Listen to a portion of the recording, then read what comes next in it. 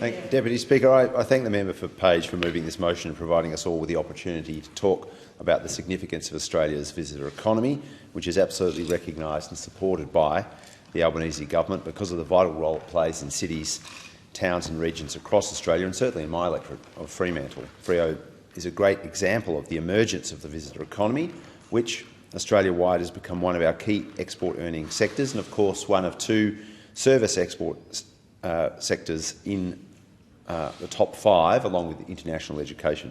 This month we'll celebrate the 40th anniversary of Australia 2's victory in the America's Cup, which happened way back in 1983, and in some ways that marked the turning point in which Freo went from being a significant port and place of arrival to being a significant national and international destination in its own right. In recent years, Fremantle has made it into Time magazine's top 50 world's greatest places and Lonely Planet's top 10 cities to visit on the basis of the city's distinctive character and heritage, its physical beauty, multicultural diversity and thriving cultural and creative sector. I particularly want to acknowledge the work of the hospitality and tourism businesses in Fremantle, the Freo Chamber of Commerce and the City of Fremantle in working to make Freo a dynamo of the Australian visitor economy scene. Deputy Speaker, prior to the COVID-19 pandemic, the visitor economy was Australia's 4th largest export earner, generating $166 billion annually and supporting the jobs of more than 1 million Australians. And we're well on our way to moving past the damage the pandemic caused to the sector and supporting the industry to surpass visitor numbers and related visitor spend. If you want to compare May 2019 with May 2023, the Tourism Research Australia International Visitor Survey results show that the spend in Australia is now at 101% of pre-COVID levels and nights spent in Australia at 91%, well on their way to recovery. Similarly, overnight spend on domestic travel is up 37% from 2019. Those are heartening figures. They demonstrate that the considered, thoughtful work of this government, led ably by Minister Farrell, is being reflected in increasingly positive results for the tourism and travel sector.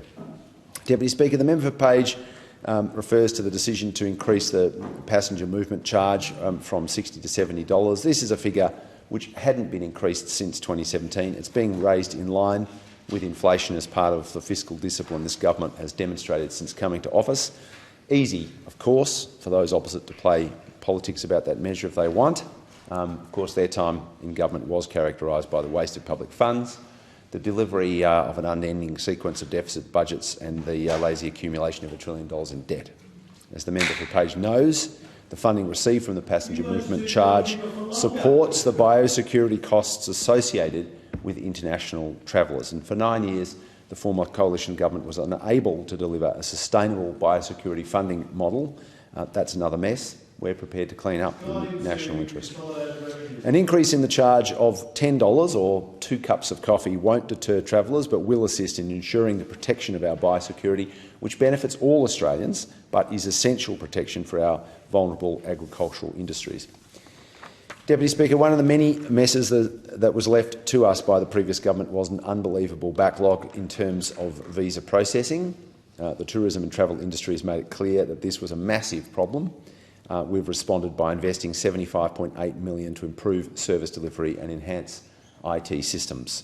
The modest increase in costs for visa applications will help fund the costs associated with cleaning up the mess I've described, the visa backlog mess, and work to improve visa processing for the benefit of both the industry and, of course, tourists and others who choose to visit Australia. As a government, we'll continue to invest strongly in tourism, delivering an appropriation of $169 million to Tourism Australia in 23-24. $125 million of this funding is going to support the Come and Say G'day campaign, which was released in October last year to help drive the recovery of inbound visitors. And it's on top of the $48 million tourism and travel support package announced in last year's October budget, made up of targeted programs designed to drive demand and bring back international visitors.